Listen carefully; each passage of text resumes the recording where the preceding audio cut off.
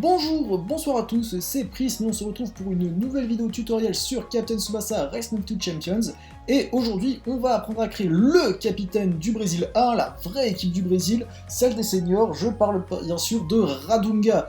Alors, donc dans cette vidéo, je vais vous montrer comment créer un Radunga Sao Paulo. C'est donc la première vidéo d'une petite série de 3 consacrée à comment créer Sao Paulo. Donc dans cette vidéo, je vais vous montrer comment créer Radunga, son physique, ses compétences, etc.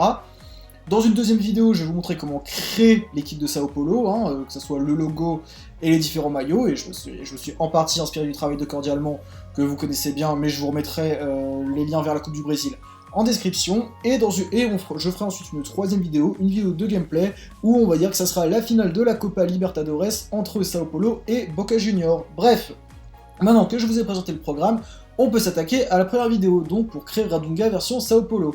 Allez, c'est parti. Donc déjà, vous avez pu le voir, le Radunga je l'ai créé défenseur, parce qu'à la base c'est pas lui que je créais, mais j'avais débloqué toutes les compétences qu'il fallait, ça aurait été trop dommage de pas me servir de ce personnage pour créer Radunga.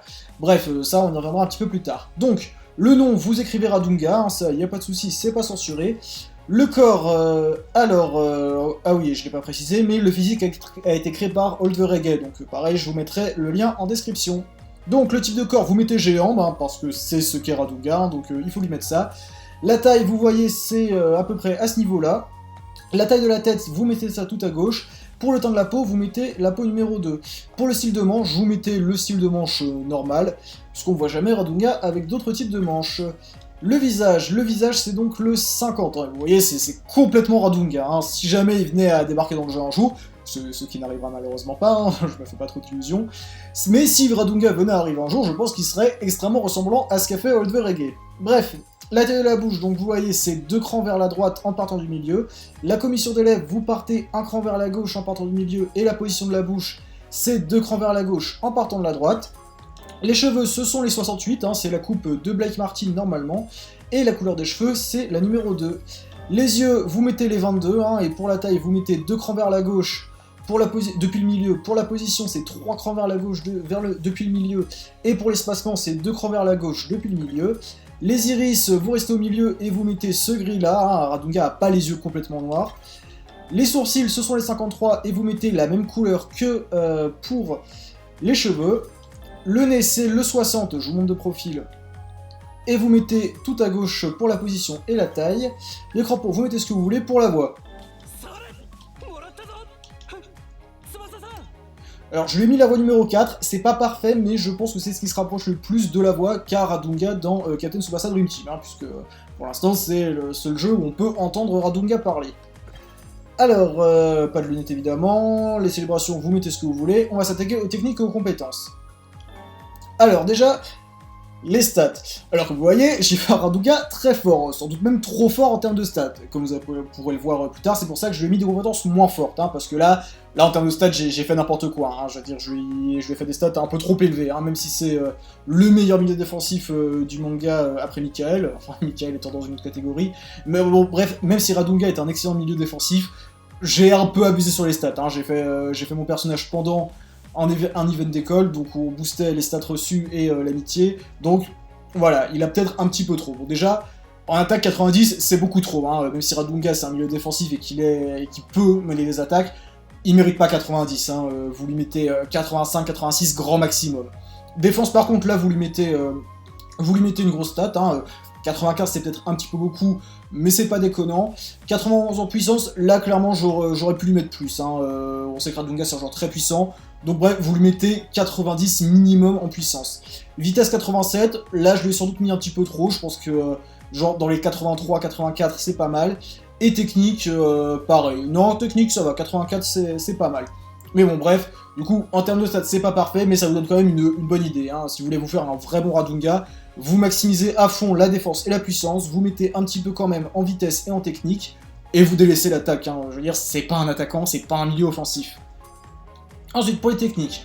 En tir, je lui ai mis le power shoot, c'est un tir de bourrin, il y a plusieurs joueurs qui le donnent. Radunga s'est jamais démarqué dans le manga par des tirs puissants, donc ça sert à rien de lui mettre. Pas de tir aérien, j'en fais jamais, pas de super tir. Pour les dribbles, en dribble numéro 1, je lui ai mis le dribble sud-américain, parce qu'il sait faire des dribbles style sud-américain, on le voit dans Dream Team et dans le manga. En dribble 2, je lui ai mis la levée du bouclier. Bon, Je suis pas très fan, après ça peut être intéressant pour changer un petit peu et pas juste en faire un bourrin, vu que vous voyez, ça booste un peu la technique, donc ça c'est intéressant pour changer un petit peu.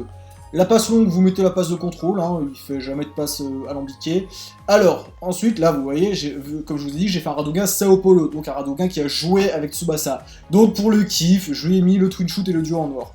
En soi, on les voit jamais faire, on voit dans Dream... Enfin, le Radoga Sao Paulo de Dream Team, il a le 1-2 avec Tsubasa, donc vous pouvez lui mettre. Après, ils font jamais de twin shoot, mais bon, faut se faire plaisir un petit peu, donc vous pouvez lui mettre ça si vous le débloquez.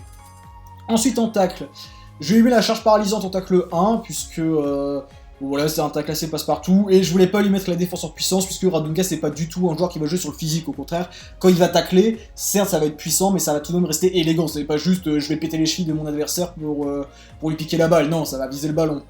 En tacle 2, je lui ai donc mis le tacle de la lance, ça c'est le tacle de Jean, et du coup voilà, c'est un bon tacle, qui est efficace, qui va chercher le ballon, et qui est, enfin c'est bien. Ça va bien avec la stade de défense.